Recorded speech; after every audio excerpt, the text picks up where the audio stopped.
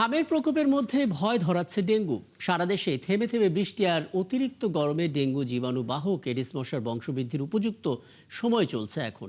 এই অবস্থায় এডিস মশা নিধন করতে না পারলে পরিস্থিতি নিয়ন্ত্রণের বাইরে যাওয়ার আশঙ্কা করছেন কীটতত্ত্ববিদরা।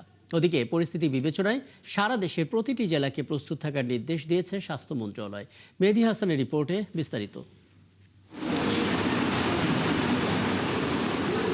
চলতি বছরের শুরু থেকে এ পর্যন্ত সরকারি হিসেবে ডেঙ্গুতে মারা গেছেন ১৩ জন। এ সময় রোগটি শনাক্ত হয়েছে প্রায় ৬,০০০ মানুষের শরীরে, যাদের অধিকাংশই রাজধানীর বাইরের বাসিন্দা।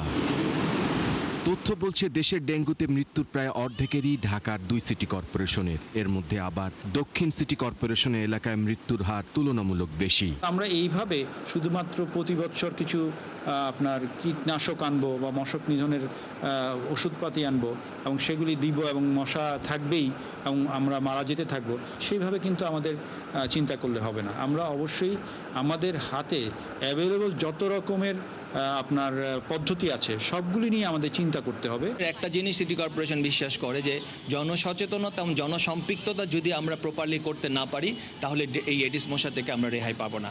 সেই জন্য আগামী ১ তারিখ থেকে আমরা প্রায় ৫০০ স্বেচ্ছাসেবী নামাচ্ছি, যাদের কাজ হবে ঘরে ঘরে গিয়ে, বাড়ির ছাদে গিয়ে, বাড়ির বেসমেন্টে গিয়ে তারা এডিস মশার লার্ভা অনুসন্ধান করবে। কীটতত্ত্ববিদরা বলছেন, জলবায়ুর বদল আর দ্রুত নগরায়নে ডেঙ্গুর মৌসুমি ধারা বদলে গেছে।